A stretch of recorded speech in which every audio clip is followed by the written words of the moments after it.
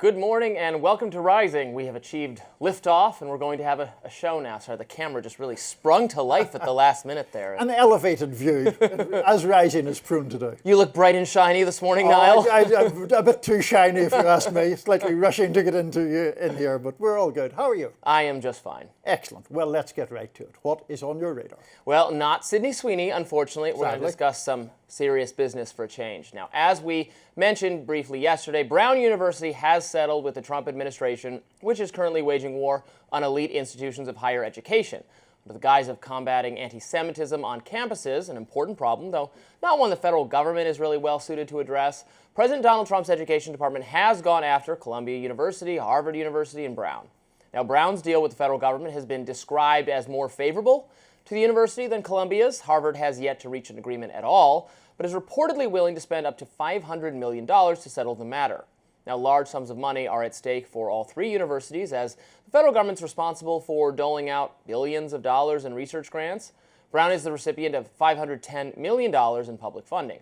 So look, it's not surprising that Brown wants to make a deal. It's unfortunate, of course, that the Trump administration is using the threat of a funding reduction to dictate terms to what is ultimately a private institution. This is obviously a version of jawboning, by the way, in which political figures use non-legislative means to achieve some sort of policy end. When the Biden administration threatened social media companies and browbeat them into making different moderation decisions, well, it was swiftly recognized as a free speech issue by many conservatives, libertarians, and even some of my friends on the left. It's similarly vexing when the Trump administration, which has pledged to restore free speech and end federally driven censorship, does this. Now, it's true that institutions of higher education are not entitled to federal funding, which after all is paid by taxpayers.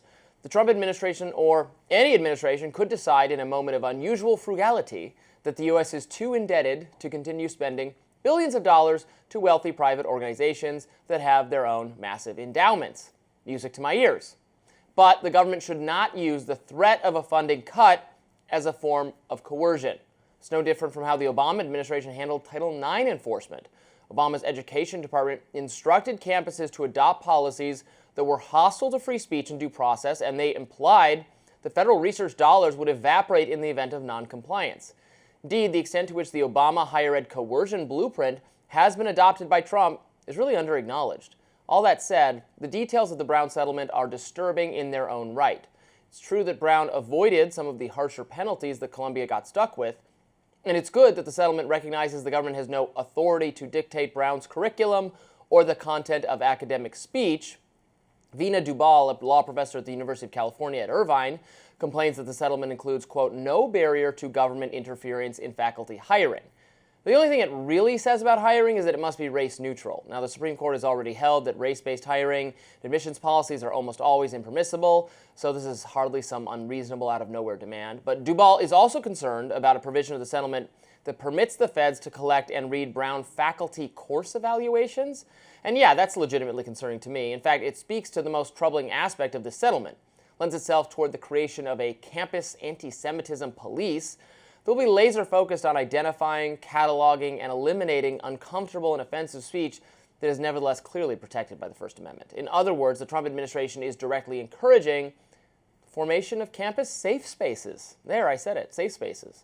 The settlement instructs Brown to survey students on their feelings of emotional safety.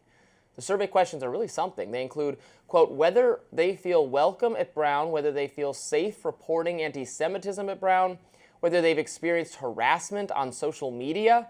Those are pretty vague questions that prompt subjective answers, and social media harassment is really fraught. What constitutes harassment?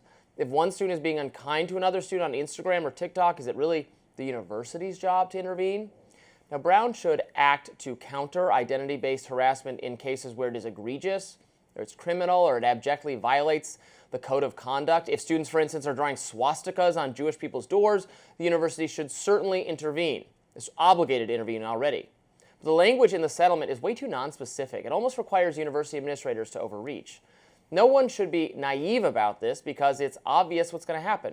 An anti-Israel student will go after a pro-Israel student on social media, and the pro-Israel student will say they are being harassed, and Brown will feel obligated to respond. No student should be made actually unsafe, i.e. be a victim of violence because they're Jewish or for any other reason. should be self-apparent, however, to everyone who criticized the liberal safe space trend of the 2010s, yours truly included, that reoriented the campus speech police around the protection of students, Jewish students subject to feelings of discomfort, will not be a positive development. It will be just as bad as those prior examples of excess. This will produce the same sort of histrionics that existed when campus authorities were dedicated to policing speech that was perceived to be anti-black, anti-woman, anti-gay, anti-trans, etc. There will be an uptick in bias incident reports as students discover they can weaponize the process against perceived enemies, as students absorb the idea that the administration is responsible for making them feel emotionally well at all times. I really thought the idea was to undermine the ideological foundations of the safe space mentality, not expand its identity-based reach. The Trump administration is erecting an edifice that would have been much to the liking of all those Play-Doh-loving, coloring book-needing, puppy-hugging, safe space liberals from about the year 2015. Now let's allow universities to be places where people feel safe from actual harm, but do not get to weaponize the system against their perceived ideological enemies on the left or on the right. I agree with large parts of that, but I think that it is fair to argue that these kind of policies or this settlement opens the door to all kinds of troublesome issues and potential suppressions. And I take your point about the subjectivity of, like, do you feel safe reporting anti-Semitic incidents?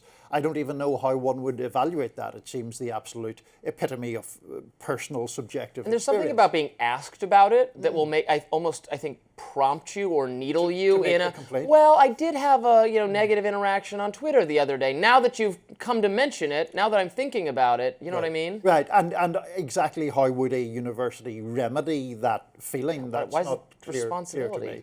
The other issue that I would note in this settlement is that it on one hand says that all of these people of all identities should be free of discrimination, free of harassment, right, which of course we all agree with. Yes. And then it says it makes it very specific toward anti-Semitism. Now, anti-Semitism is a prejudice as bad as any other, but I'm not quite clear why the stipulation is, especially in the cases of anti-Semitism, as if that is a greater ill than anti-black, anti-Islam, anti-Christian, anti-anything else.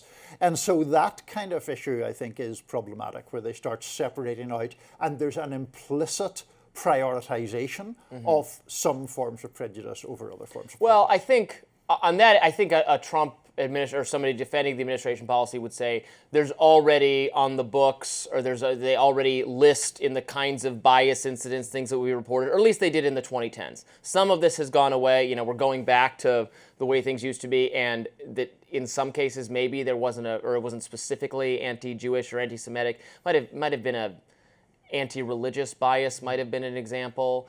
So I think some people are saying, well, we're just making really clear that this is also, like those other things, going to be included. But as you point out, you can just stop with targeted identity-based harassment. You don't need to get specifically categorizing that. I mean, if you draw, for instance, like you carve a swastika in someone's door, it actually doesn't even matter if they're Jewish or black or anything else like that. Is you can discipline, you can expel the person who did that. In fact, they're already obligated to under their existing policies. We don't need any new policy to do that. If you give someone a lower grade for any identity-based reason, you can and should be disciplined or fired.